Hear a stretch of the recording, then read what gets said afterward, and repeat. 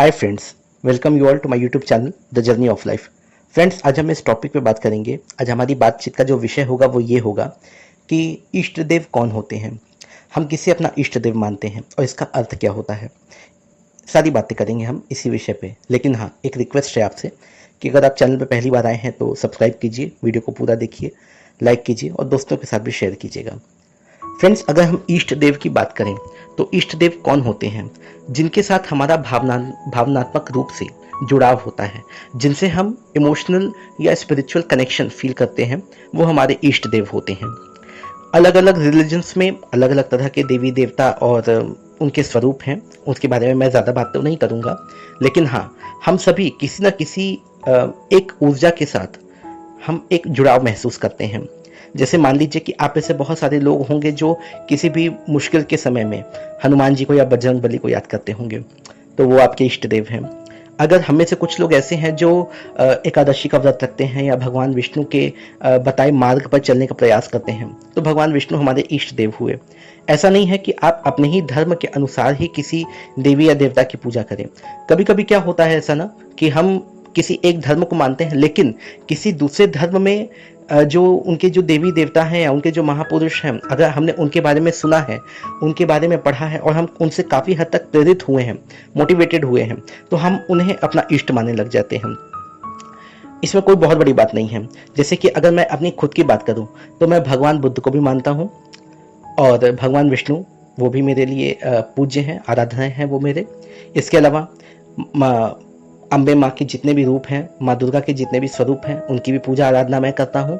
और हाँ, साथ ही साथ जैसे कि बुद्धिज्म में भगवान अवलोकितेश्वर हैं, उनको भी मैं मानता हूँ। और हाँ, एक बात मैं आपको और बता दूँ कि क्रिश्चियनिटी में भी जैसे जीसस क्राइस्ट हैं, तो उनसे भी मैं काफ़ी हद तक इंस्पायर्ड हूँ। तो मैं तो ये नहीं कह सकता कि हाँ, मैं किसी एक धर्म का हूँ तो मुझे उसी धर्म के देवी देवताओं को ही मानना चाहिए। ऐसा बिल्कुल नहीं है। कोई भी आपके इष्ट देवी या देवता हो सकते हैं, वो कोई भी हो सकता है। क्योंकि देखिए फ्रेंड्स, यहाँ पे सबसे बड़ी बात यह है ना कि जिन्हें भी हम अपना इष्ट देव या इष्ट देवी देवता जो भी हम बनाते हैं, वो कुछ नहीं है, वो एक ऊर्जा स्वरूप है। क्योंकि जब हम धरती पर आते हैं ना, तो अपने अनुसार हम अपने अपने कल्पना के अनुसार या अपनी मान्यता के अनुसार हम किसी भी एक ऊर्जा स्वरूप को अपना देवी या देवता मान लेते हैं। वैसे अगर देखा जाए तो जो सबसे बड़ी शक्ति है संसार की, वो ब्रह्मांड है, यूनिवर्स है। ये तो मैंने शायद आपको बहुत बार अपनी वीडियो में बताया है, आज फिर भी बोलता हूँ कि ये जो यूनिवर्स है, ये जो ब्रह्मांड है, ये सबसे बड़ी शक्ति है। लेकिन हमें कोई एक ऐसा मानव स्वरूप चाहिए, बिल्कुल अपने से मिलता जुलता, जिसकी हम पूजा आराधना कर सकें।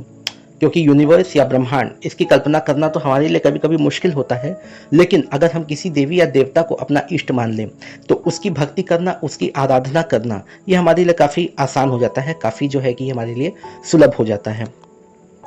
तो बात फिर से वही आती है कि भाई ये इष्ट देवी या देवता, ये हम कैसे पता करें कि कौन है।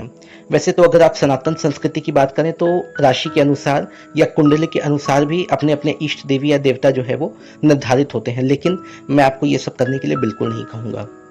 आप देखिए, आप किस देवी या देवता से आप ज़्यादा कनेक्टेड फील करते हैं, किससे आपका ज़्यादा भावनात्मक जुड़ाव है। यानी कि जब भी आप किसी मुसीबत में होते हैं, आप कभी खुश होते हैं, तो आप किसको याद करते हैं? बिल्कुल वही आपके इष्ट देवी या देवता हैं। और जो कोई भी इष्ट देवी देवता हैं आपके, आप उनकी भक्ति कीजिए, उनकी आराधना कीजिए। ठीक है, अलग अलग समय के अनुसार, अलग अलग पर्व त्योहारों के अनुसार भी अलग अलग देवी देवता की हम पूजा करते हैं, वो भी अपनी जगह पे पूरी तरह से सही है। लेकिन अगर नियमित तौर पर आप किसी की भक्ति या आराधना करना चाहते हैं, तो वो तो आपके इष्ट देवी या इष्ट देवता ही हो सकते हैं। तो मेरे ख्याल से आपको बात काफ़ी हद तक समझ में आ गई होगी।